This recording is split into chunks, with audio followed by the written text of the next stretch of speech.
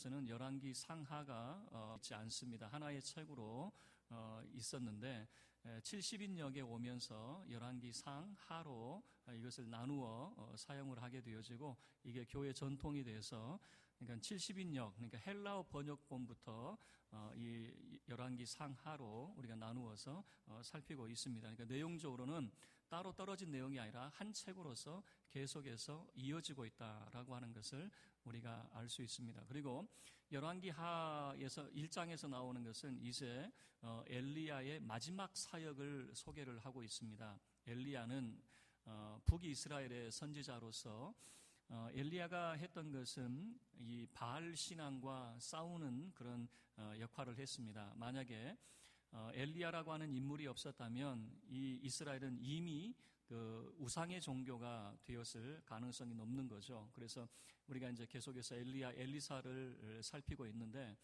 이 엘리야, 엘리사를 통해서 신앙 부흥운동, 그나마 이런 선지자가 있었기 때문에 여호와의 신앙을 지킬 수가 있었다라고 하는 것을 알 수 있는 거죠. 그래서 열왕기라고 하는 것은 말 그대로 왕들의 이야기입니다. 왕들의 이야기임에도 불구하고 이 부분에 있어서만큼은 엘리야와 엘리사가 길게 소개가 되어져 있습니다. 그들은 선지자이지 왕이 아닙니다. 선지자임에도 불구하고 왕들의 이야기에 이렇게 길게 소개가 되어지는 이유는 그들의 역할이 그만큼 그 암흑의 시대에 참 빛과 같은 삶을 살았다라고 하는 것을 잘 반증하고 보여주고 있는 대목이 되어지겠죠.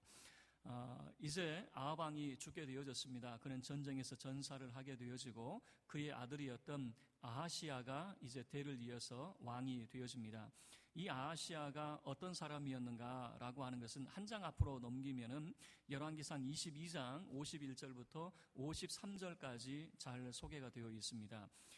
이 아하시야라고 하는 사람의 그 이름의 뜻은 여호와께서 붙잡으시다라고 하는 이름의 뜻을 가지고 있고요. 이것을 다른 말로 표현하자면 여호와의 소유 또는 여호와와 동행이라고 하는 그런 참 거룩한 이름을 가지고 있습니다. 그러니까 신앙의 이름을 가지고 있는 것이죠. 자, 그런데 과연 그가 신앙의 삶을 살았을까? 요즘에 우리가 이름을 지어줄 때에 이제 이 기독교식의 이름을 많이 지어주죠. 뭐 요한이라든가 또는 조수아, 그러면 요수아를 조수아로 이렇게 표현하죠. 또는 다니엘, 이런 신앙의 이름을 많이 붙여주는데 과연 그런 신앙의 이름을 가지고 있으면서 여호와의 소유라고 하는 신앙의 이름을 가지고 있으면서 과연 신앙의 삶을 살았느냐? 그런데 정반대의 삶을 살았다라고 하는 것을 열왕기상 22장에서 보여주고 있습니다. 그는 북이스라엘에서 2년 동안 그런 그 왕의 직위를 감당을 하게 되어집니다. 그러나 52절 말씀을 보면 그는 부모의 죄를 답습하고 있다라고 하는 것을 잘 보여주죠. 그래서 아버지의 죄, 어머니의 죄, 여로보암의 죄, 그들의 죄는 우상 숭배와 관련이 되어져 있습니다.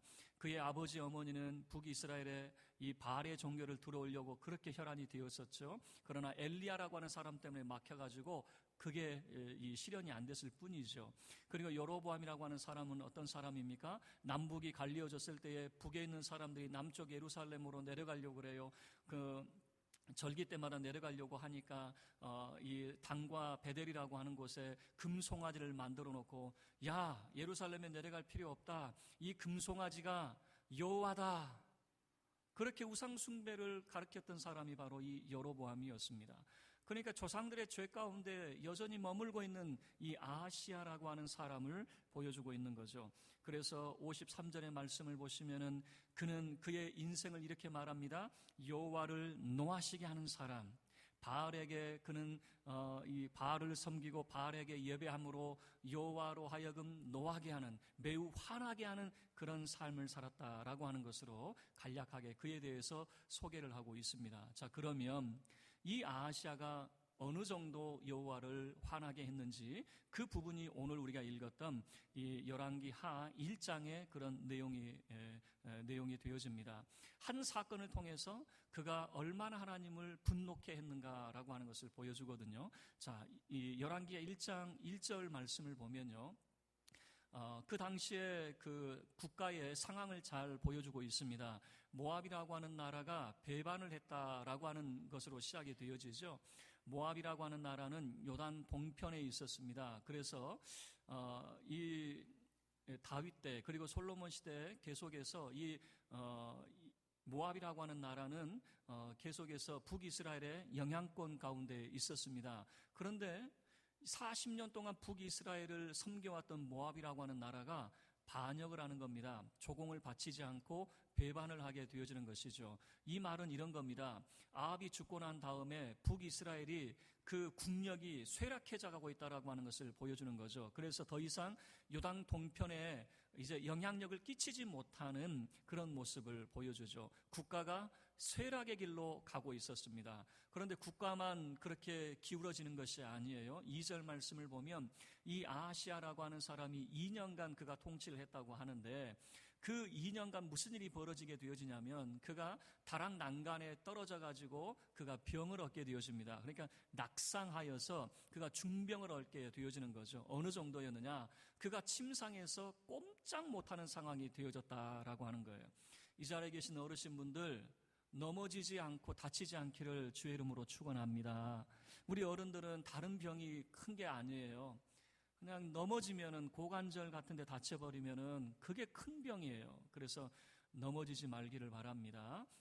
그런데 이 아하시아는 이 다락 난간에 올랐습니다. 집이 있으면은 그 2층에다가 이게 다락을 만들어 가지고 그곳에 이제 임시 거처를 만들어 놓습니다. 그곳에 업무를 보기도 하고 이제 서늘한 통풍이 되어지기 때문에 그곳에서 쉬기도 하고 또 기도도 하기도 하고 그런 다양한 역할을 하게 되어지는데 모르겠어요. 그가 왜 다락 난간에 그렇게 서성이었는지. 그런데 결국에는 그가 난간에서 떨어져 가지고 그가 크게 다쳤습니다. 크게 다쳐서 이제 걱정이 되어집니다. 무슨 걱정이냐면 내가 과연 살 수 있을까? 아니면 내가 이대로 죽게 되어질까? 그런 염려와 근심이 몰려오는 거죠. 우리가 이제 일반적으로 이렇게 생각하면 이렇게 중병이 들면 이런 생각이 들죠. 빨리 아들에게 왕의 자리를 넘겨주면 되지 않겠느냐, 후계자를 선정하면 되지 않겠느냐 생각할 수 있죠. 그런데 아하시아에게는 아들이 없었어요. 후계자가 없었어요. 그러니까 그런데 또 이런 생각도 할 수 있어요. 그러면 자기가 병이 들었으면, 한 국가의 지도자가 병이 들었으면 다른 사람을 세워서라도, 그 형제 중에서라도 한 사람을 세우면 되겠는데 끝까지 그걸 붙들고 있는 거죠. 그리고 그가 결정하는 것은 2절 말씀을 보면요, 에그론에 그의 사자들을 보냅니다. 자기 신하들을 몰래 보내가지고 에그론의 신 바알세붑에게 내가 과연 낫겠느냐라고 하는 것을 물어보고 오라 라고 그렇게 시키거든요. 그러니까 이런 거예요. 지금 북이스라엘은 엘리야의 그런 활동 때문에 바알의 종교가 많이 위축이 됐나 봐요. 그리고 우리가 앞에서 살펴봤지만은, 지난 시간 살펴봤지만은 여호와의 선지자가 200명이 넘잖아요. 그래서 아마 눈치를 본 것 같아요. 이제 여호와의 종교가 어느 정도 힘을 얻었기 때문에 몰래 그 신하들을 이제 불러다가, 믿을 만한 신하를 보내다가 에그론에 가서 바알세붑에게 내 병이 낫겠는지 물어보고 오라라고 이제 그렇게 비밀리에 사자를 보내게 되어지는 거죠. 여러분, 이 한 국가의 정책이 얼마나 중요하냐면요, 국가의 정책 때문에 한 도시가 살기도 하고 한 도시가 긴장 가운데 빠지기도 하거든요. 이명박 정권 가운데 제가 노량진에 살고 있었습니다. 그때에 공무원 수를 크게 줄인다라고 하는 그런 정책을 이야기했거든요. 노량진이 한바탕 난리가 났어요. 왜 그럴까요? 공무원 시험 준비하러 노량진에 모여들잖아요. 그 노량진에서 이 학생들로 사는 사람이 얼마나 많냐면요, 이 학생들이 고시원을 운영해서 학생들을 통해서 그 방을 대여를 해주거나 아니면 상권이, 이건 국가의 그 말 한마디 때문에 휘청했어요. 요즘 최근에는요, 신림동이 난리더라고요. 사법고시를 없앤다 그러니까 사법고시 준비하는 사람은 신림동 가잖아요. 그러니까 학원이 절반으로 지금 학생이 줄어들고요, 큰 타격을 받게 되어지는 것이거든요. 국가의 말 한마디, 여호와를 따르느냐 바알을 따르느냐, 이건 굉장히 중요하거든요. 그런데 어쨌든 엘리야의 그런 수고로움으로 인해서 바알의 종교가 많이 위축이 돼서 이제 자기 나라가 아닌 이 바알 선지자는 부를 수 있잖아요. 지금도 바알 선지자가 있거든요. 바알의 그런 주상들이 있었어요. 그 다음 왕이었던 요호람이 바알의 주상들을 깨뜨린 것을 보면 여전히 바알 선지자가 있었기 때문에 그 자기 국가 안에서 바알 선지자 부르면 되는데, 그럴 수는 없고 에그론의 바알세붑에게 이제 물으러 가는 거죠. 그런데 이 바알세붑이라고 하는 그 말은요, 바알세불이라고 하는 말과 같은 말입니다. 바알세불. 이것은 신약 성경에서 보면요, 바알세불이라고 하는 명칭이 등장이 되어집니다. 예수님께서 능력으로 귀신을 쫓아낼 때에 바리새인들이, 예수님을 시기하는 사람들이 엉뚱한 소문을 냈어요. 예수가 하나님의 능력으로 귀신을 쫓아내는 줄 아느냐? 아니다. 귀신의 왕 바알세불을 힘입어서 귀신을 쫓아내는 것이다. 이렇게 헛소문을 퍼뜨리게 되어졌거든요. 바알세불이라고 하는 것은 귀신의 왕, 다시 이야기하면 유대인들은요, 사단을 다른 말로 바알세불이라고 하는 그런 표현을 쓰거든요. 이게 사탄이라고 하는 말과 똑같은 말이거든요. 자, 그런데 2절 말씀을 보면 바알세불이 아니라 바알세붑이라고 하는 표현을 쓰고 있어요. 그러니까 끄트머리 하나를 싹 바꿔가지고 이렇게 되는 거예요. 바알세불 그러면은 바알의 왕자라고 하는 그런 좋은 이름의 뜻을 가지고 있는데, 바알세붑이라고 하는 것은 뭐냐면 유대인들이 바알세불을 좀 낮추어서 이제 그 비꼬 와서 하는 말이거든요. 이 말이 무슨 말이냐면 파리대왕 뭐 이런 말이에요. 그러니까 지금 이 역대기 기자는 왕을 조롱하고 있는 겁니다. 어떻게 조롱하냐면 세상의 한 나라의 왕이 만왕의 왕이요 만주의 주 되신 하나님을 의지하지 않고 파리대왕을 쫓아? 파리대왕에게 자기 인생의 길을 물어봐? 이런 참 한심한 사람, 이런 이제 의미가 바알세붑이라고 하는 말 속에 담겨지게 되는 거죠. 자, 사자를 불러서 에그론으로 이제 보내려고 하는데, 여러분 3절 말씀을 보면 기가 막힌 또 그 인물이 등장이 되어집니다. 물론 엘리야가 우리가 이제 생각해 볼 수 있지만 3절 말씀을 여러분 보시면 여호와의 사자라고 하는 표현을 쓰고 있어요. 이게 굉장히 기가 막힌 표현이거든요. 왕은 지금 신화 중에서 사자를 에그론으로 보내려고 하고 있잖아요. 그런데 여호와의 사자가 누구를 만나냐면 디셉 사람 엘리야를 만납니다. 엘리야를 만나서 하는 말이 이런 겁니다. 이 이스라엘에 하나님이 없어서, 이스라엘에 신이 없어서 저 에그론까지, 에그론의 신 바알세붑을 만나려고 보내느냐? 이런 한심한 경우가 어디 있느냐라고 하는 것이죠. 그러면서 저 아하시아에게 너 가서 이렇게 이야기해줘라. 네가 올랐던 그 침상에서 너는 절대 내려오지 못할 것이고 너는 반드시 죽게 되어질 것이다. 그렇게 전해줘라 라고 하는 거예요. 여러분 보세요. 이게 기가 막힌 건 뭐냐면 지금 왕은 사자를 은밀하게 보내려고 하는데 여호와의 사자도 엘리야를 통해서 너도 말을 전해줘라 그 말이에요. 하나님의 뜻을 전해줘라 라고 하는 것이에요. 그래서 이 왕의 사자를 엘리야가 만나가지고 그 이야기를 다 해줬는 것 같아요. 그래서 왕이 그 사자를 에그론으로 보낸데 이 사자들이 말이에요. 그 신하들이 금방 돌아왔어요. 그래서 무슨 이제 생각을 하냐면, 야, 너희들 에그론에 안 갔어? 내가 에그론 다녀오라고 그랬잖아. 그랬더니 이 사자들이 한다는 말이, 왕이시여, 우리가 에그론으로 가려고 했는데 어떤 사람이 우리에게 다가오더니 그가 선지자인 것 같은데 하나님 말씀을 우리에게 전해주면서 왕에게 다시 돌아가라고 하면서 뭐라고 이야기하냐면 왕은 살지 못하고 죽을 거라고 이야기합니다. 여러분 이러는 거예요. 근데 여기에도 참 이게 여러분 쉽게 생각하면 안 돼요. 왕은 무엇을 명령했냐면 에그론으로 내려가라 그랬어요. 그러면 신화된 도리로는 반드시 가야 돼요.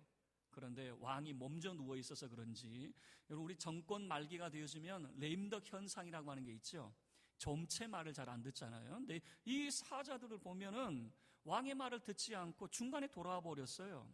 그런데 왕은 더 이상 묻지 않고 질문을 합니다. 그래? 너희에게 그렇게 말한, 나에게 저주를 퍼부은 사람이 도대체 누구냐? 여러분 왜 저주라고 말할 수 있습니까? 산다라고 해야 되는데 죽는다라고 이야기하고 있잖아요. 도대체 나보고 죽는다고 말한 사람이 누구냐? 도대체 어떻게 생겼디? 라고 물어봤어요. 그랬더니 그 신하들이 대답을 합니다. 그 사람은 보니까 털복숭이 사람이에요. 그 사람이 털복숭이 사람인데 그 허리에는 가죽띠를 띠고 있었습니다 라고 그렇게 이야기하거든요. 여러분, 이것은 일반적인 그런 사람의 복장이 아니거든요. 자, 그 말은 사람이 집에 있을 때는 편한 옷을 입게 되어지지만 밖에 나가면은 가죽 옷을 입게 되어집니다. 그러니까 지금 이 사람은 선지자다라고 하는 것을 이 가죽띠라고 하는 것을 통해서 알 수가 있거든요. 그리고 이 사람은 털복숭이, 털이 많은 사람이다라고 이렇게 표현을 했지만 다른 이제 성경에서는 이것을 가죽 옷을 입은 사람으로 그렇게 소개를 하기도 합니다. 자, 어쨌든 신하들은 이렇게 이야기합니다. 누군지는 모르겠는데 그의 복장을 보니까 선지자 같은데 털복숭이 사람이었습니다 라고 하는 거죠. 그때의 왕이 이해를 합니다. 이 사람은 디셉 사람 엘리야였구나. 너희들이 지금 엘리야를 만나고 왔었구나 라고 하는 이해를 하게 되는 거죠. 자, 그리고 이제 9절 말씀부터는 이 엘리야를 이제 데리고 오도록 이제 만드는 겁니다. 자, 데리고 오는 과정을 보면은요, 이게 참 우리가 이해하기 어려워요. 자, 이 왕이 엘리야를 데리고 오려면 한 2-3명 보내가지고 왕이 당신을 만나기를 원합니다. 그러면 되는데 50명의 군사를 대동을 했어요. 자, 50부장을 중심으로 해서 50명의 군사를, 그것도 무려 3번씩이나 보내게 되어지거든요. 자, 군사를 보냈다라고 하는 의미가 뭡니까? 모셔오는 겁니까? 체포해 오는 겁니까? 이거는 우리가 생각을 해봐야 돼요. 군사를 보냈다는 것은 모셔오는 것이 아니라 체포해 오라라고 하는 그런 의미가 강하다라고 하는 것을 알 수가 있겠죠. 50명의 이제 군사가 엘리야를 데리러 갑니다. 자, 그런데 9절 말씀 하반절을 보시면 50부장이 엘리야에게 이렇게 이야기합니다. 하반절 보시면 하나님의 사람이여 왕의 말씀이 내려오라 하셨나이다. 이 이야기만 이제 보면은 이 사람은 그저 자기가 할 도리를 하고 있는 것처럼 보여요. 그런데 가만히 보시면 이런 의도가 있는 겁니다. 왕의 어명이요. 이제 우리로 치면은 와서 오라를 받아라. 오라가 뭔지 아세요? 포승줄 뭐 이런 거 아니겠습니까? 이제 우리식으로 해석을 하자면 뭐 그런 것 같아요. 와서 냉큼 내려와서 왕의 어명이다. 오라를 받아라. 뭐 이런 이야기였던 것 같아요. 근데 이게 이제 좀 앞뒤가 잘 안 맞아요. 하나님의 사람이여 라고 이야기하면서 뭔가 존경하는 것 같으면서도 뭔가를 좀 깔아뭉개는 그런 모습이거든요. 그런데 엘리야의 반응을 보면 그것은 존중하는 모습이 아니라 엘리야 선지자를 무시한 모습이었다라고 하는 것을 잘 보여줍니다. 엘리야가 10절 말씀에서 이렇게 이야기합니다. 내가 하나님의 사람이라고? 내가 만약에 하나님의 사람이라면 하늘에서 불이 내려와서 너희를 다 불살라버릴 거야 라고 하는 거예요. 그랬더니 진짜로 불이 내려와서 이 사람들을 불살라버리는 그런 모습을 보여주고 있는 것이죠. 사실 이 50부장의 모습 속에서는 선지자를 존경하는 모습이 없어요. 여러분, 선지자는 어떤 사람입니까? 자기가 임의대로 행동하는 사람이 아니에요. 그리고 자기가 임의대로 말할 수 있는 사람은 선지자의 자격이 없습니다. 선지자는 하나님이 그 입에 넣어주신 말씀만을 전하는 사람이 바로 선지자입니다. 하나님이 가라 하면 가고 멈추라 하면 멈추는 사람, 그가 바로 선지자 아니겠습니까? 그럼에도 불구하고 그 선지자를 향해서 하나님의 사람이라고 하면서도 왕의 명령을 따라라 라고 하는 이 50부장의 이야기였다라고 하는 것이죠. 전혀 존중의 모습이 보이지 않습니다. 이 50명이 불살라 버렸어요. 자, 그러면 이제 좀 뭔가 두려운 마음을 가질 법한데 두 번째 다시 50명의 군사를 보냅니다. 50명의 군사를 보내는데요, 이 두 번째 50부장도 보면은 전혀 달라진 모습이 보이지 않습니다. 매우 뻣뻣한 모습인데요, 11절 하반절을 보시면 이렇게 이야기합니다.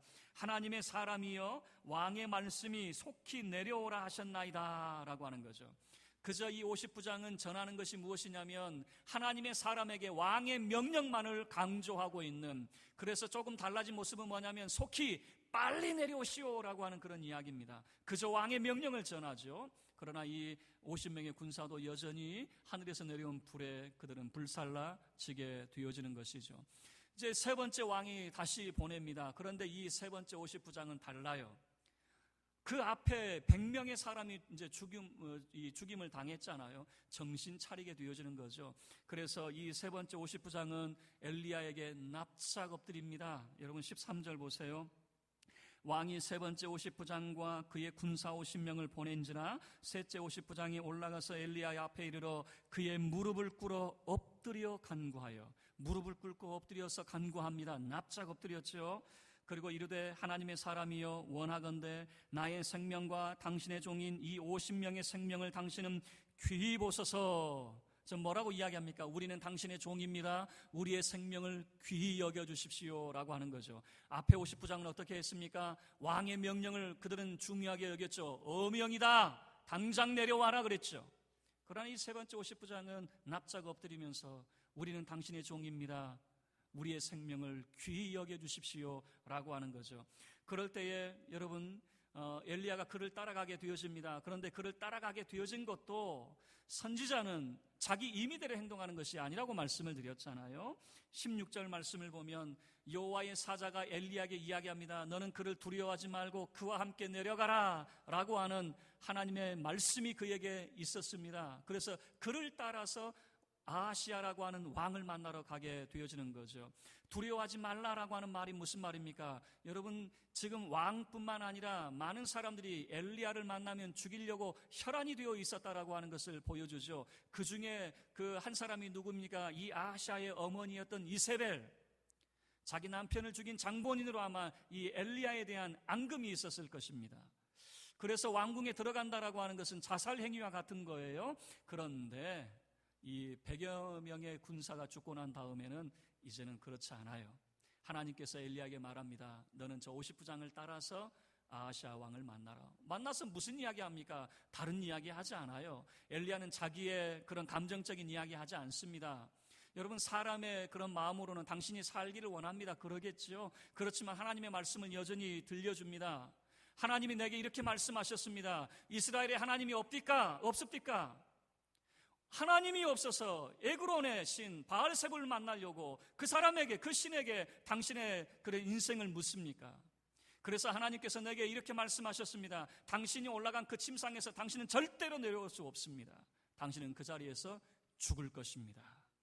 이런 이야기를 전해주게 되어지는 거죠. 그리고 난 다음에 후기에 대한 이야기입니다. 이제 17절 말씀인데요. 자, 어떤 일이 있었느냐? 우리 17절 말씀 함께 합독하겠습니다. 시작. 왕이 엘리야가 전한 여호와의 말씀대로 죽고 그가 아들이 없으므로 여호람이 그를 대신하여 왕이 되니 유다 왕 여호사밧의 아들 여호람의 둘째 해였더라. 자, 이게 이 단순한 이야기입니다. 엘리야의 말대로 아하시아는 죽었어요. 그런데 그 다음에 뭐라고 이야기하고 있냐면 이 사람은 아들이 없었다라고 하는 것으로, 그래서 여호람이라고 하는 사람이 대신 왕이 되었다. 그는 형제거든요. 형제가 왕이 되어졌습니다. 자, 그런데 이게 묘한 뉘앙스를 보여주고 있는 거예요. 지금 아하시아는 이 에그론의 신 바알세붑을 만나려고 했단 말이에요. 바알세붑이 어떤 신입니까? 풍요와 다산을 주는 신입니다. 건강을 주는 신이라고 생각을 했던 것 같아요. 그런데 성경은 이렇게 말하는 거예요. 그가 쫓았던 풍요와 다산과 건강, 결국에는 그가 후계자도 없이, 그는 미래도 없이 죽었다라고 하는 것을 통해서 보여주는 것은 그가 그렇게 얻고자 했던 그 모든 것들 아무것도 얻지 못했다라고 하는 것으로 성경이 끝을 맺고 있는 것이죠. 아하시아라고 하는 사람의 그 인생이 어떤 인생이었느냐? 그는 하나님의 노를 바라는 사람이었어요. 하나님을 매우 화나게 하는 사람이었어요. 왜 그러느냐? 그는 왜 하나님을 버리는 자가 되어졌느냐? 그가 원했던 것은 풍요와 다산이었어요. 이 땅 가운데 잘 사는 것이었어요. 이 땅 가운데서 떵떵거리며 사는 것이었어요. 그러다 보니까 하나님을 그는 등진 채 살게 되어졌습니다. 그러나 그의 인생을, 그 결산을 해보니까 그는 후계자도 없었어요. 미래도 없었어요. 그에게 남는 것은 아무것도 없었어요. 이것으로 끝을 내게 되어지는 거죠. 자, 말씀을 마치도록 하겠습니다. 아하시아라고 하는 아합 왕의 아들이 2년 동안 북이스라엘 다스리면서 그는 그 조상의 범죄에서 벗어나지 아니하였고 그는 여전히 하나님을 노하게 하시는 그런 삶을 살았습니다. 그 대표적인 사건이 바로 난간에서 떨어져서 병을 얻었을 때에 바알세붑에게 자기 병이 낫겠는지를 묻는 그 사건이었거든요. 여러분, 성경에 답답하면 바로 이런 대목입니다. 이스라엘에 과연 신이 없더냐 그 말이에요. 이스라엘에 과연 하나님이 없더냐 그 말이에요. 하나님이 없어서 너 다른 신을 그렇게 찾고 있느냐 그 말이죠. 여러분, 이것을 말씀을 조금 더 바꿔볼까요? 오늘날 우리식으로 이야기하면 교회에 하나님이 없더냐? 왜 하나님을 너희는 찾지 않느냐? 너희가 힘들고 어려울 때에 근심과 염려와 걱정이 있을 때에 너희의 삶이 어려움과 곤곡 가운데 있을 때에 과연 교회에 하나님이 없더냐 안 계시더냐 너희들 도대체 누구를 찾고 있느냐 그 말 아닙니까? 여러분 성경에서 이렇게 말하는 거예요. 네가 바알세불을 찾고 있었는데 풍요와 다산과 건강을 쫓아서 살게 되어졌는데 하나님을 버린 결과 너희의 손에 아무것도 남는 것이 없다. 여러분 이것을 아하시아의 삶을 통해서 우리에게 보여주고 있는 것입니다. 여러분 이 아하시아의 모습을 보세요. 그의 이름은 신앙의 이름이었어요. 여호와의 소유라고 하는 신앙의 이름이었어요. 그러나 그의 삶은 하나님이 없는 자의 삶이었어요. 마치 요한계시록에서 사대교회를 향해서 말씀하고 있는 것처럼 살았다는 이름은 있지만 실상은 죽은 자. 살았다는 이름은 있어요. 신앙의 이름은 있어요. 뭔가 하나님을 섬기는 것 같아요. 그러나 그의 삶 속에서 하나님을 등지고 살아가는 실상은 죽은 자와 방불한 삶을 살고 있는 이 아시아 사대교회와 같은 그런 모습이 아니겠느냐라고 하는 거예요. 풍요와 번성과 건강과 내가 원하는 것을 눈멀어 살면 하나님이 보이지 않는 거예요. 여러분 이스라엘에는 물을 만한 하나님이 안 계시더냐 이 말씀을 여러분이 마음판에 새길 수 있기를 바랍니다. 왜 하나님을 찾지 않습니까? 왜 하나님을 찾지 않습니까? 하나님 앞에 나아가기만 하면 하나님은 우리에게 좋은 것을 예비해 두셨어요. 하나님께 나오기만 하면 하나님 앞에 나와서 구하고 찾고 문을 두드리기만 하면 하나님께서는 우리에게 좋은 것을 주실 것입니다. 성령을 우리에게 주실 것입니다. 하나님은 우리에게 기다리고 계셔요. 하나님께 나오기만 하면 후이되어 누르고 흔들어 넘치도록 하나님께서는 우리에게 은혜를 베풀어 주시기를 준비하고 계시는 거죠. 문제는 하나님을 찾지 않는다는 거예요. 무슨 이유 때문인지 하나님을 찾지 않는다는 것이죠. 여러분 저와 여러분은 하나님을 찾는 자가 되어지기를 주의 이름으로 축원합니다. 힘들고 어렵고 답답하고 근심에 쌓일 때에 여러분 누구를 찾습니까? 사람을 찾으면 여러분 사람을 의지하는 사람이에요. 그리고 여러분 답답해서 여행 떠나고 다른 것을 찾는다면 여러분이 의지하는 것이 바로 그런 것이에요. 그러나 내 삶 속에 하나님을 만나러 나온다면 여러분이 의지하는 분이 하나님이라면 교회에 하나님이 안 계셔서 하나님을 찾지 않습니까? 여러분 교회는 만민의 기도하는 처소입니다. 이곳에서 하나님을 찾으시기를 바라고 하나님을 만나시기를 바라고 풍성한 하나님의 은혜를 누리는 저와 여러분의 삶이 되어지기를 주의 이름으로 축원합니다. 다 같이